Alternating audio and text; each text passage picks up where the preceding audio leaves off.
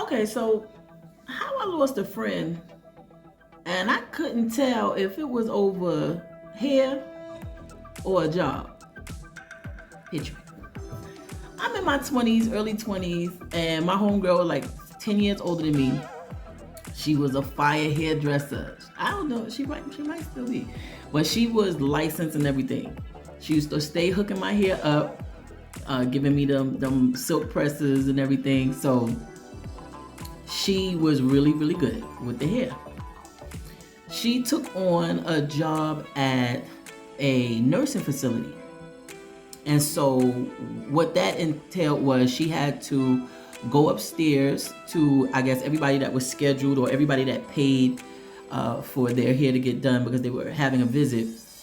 She would go get them and bring them down, do what she had to do, and then take them back. So she needed help because I guess going to get them off the floors was taking up too much time. So she hired me and paid me out of pocket to go upstairs and bring them down to her. So while I was there, the LPNs and the CNAs, they used to see me like, oh, who did your hair? So I would say me. Like, it wasn't her, so I'm telling my truth. Yeah, I did my hair. So they'd be like, oh girl, you gotta do mine, whatever. So you know how people just be talking, you like, okay, no problem, I got you, girl. Well, some of them was serious. So I was started doing their hair after work and making money. Now I don't know if they were coming back and telling everybody who did their hair and she heard about it, or I don't know. But that was my side hustle. So I'm working for her in the daytime, and in the nighttime I'm doing the other workers there hair. Okay, so boom. I would go upstairs about a half an hour after work started, get whatever patient I needed to get assistance putting them in a wheelchair, which was extremely hard. It was extremely hard. I'm not trained for none of this. So I have to lift them the right way and make sure everything is together, get them down to her. It was a lot. Especially at that time, it was a lot for me.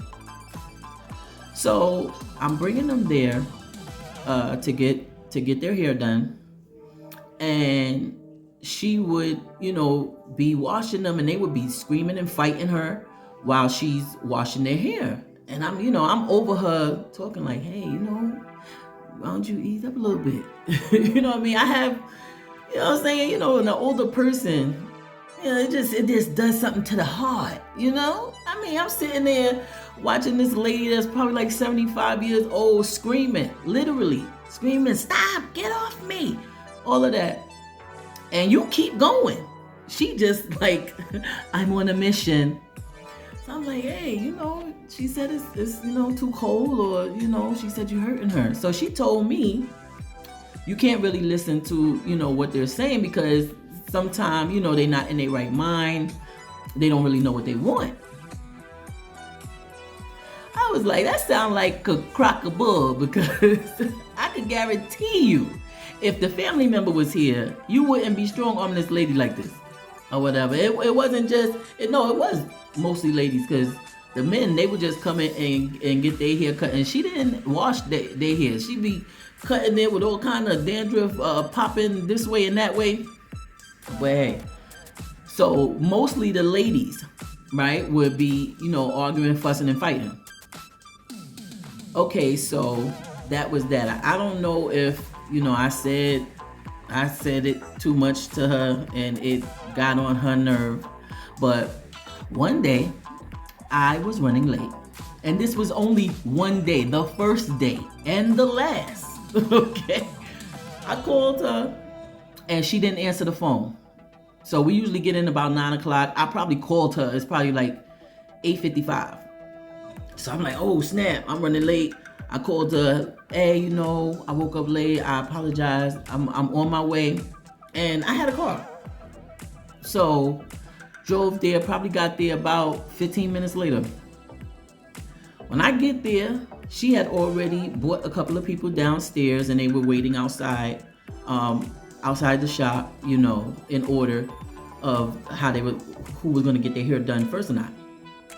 So I get in there, and I mean, when I say she was hot like fire, oh, she was hot. Like it wasn't no good morning, nothing. I tried to speak, and she was like, "Where your keys at?" My keys. I did have keys to open the shop, in case I got there before her. She gave me keys to set up. So I was like, "They right here. What's the problem?" She said, "Leave your keys on the table and clean out your locker." Yo, you serious? You can't be serious. You want me to leave? Now, my pride was like, I don't need this. You know what I mean? But I feel like, looking back on it now, I feel like I should have tried to talk to her. But I was in such shock that she was like, put the keys down and clean out your locker over a half an hour on the first day ever that I was late. Like, you can't be serious. You got something else brewing. I ain't that. Come on now. Come on. I was young, but we not dumb, right? We not dumb. You had something brewing, okay? Something brewing that you couldn't say. So I was like, all right, boom. Put the keys down, cleaned out the locker, and then, I left. That was the last time that I spoke with that lady. I mean, I'm talking about spoke on like friendly, hey, like how we used to do, because there was no more phone call. There was no going out together. That was it. And I'm like, yo, what was that? What I was hurt by it.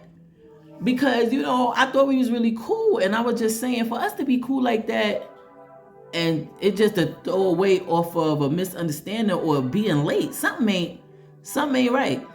She never called me to get it right, and I ain't never called her. And so life went on. Well, what y'all think it was?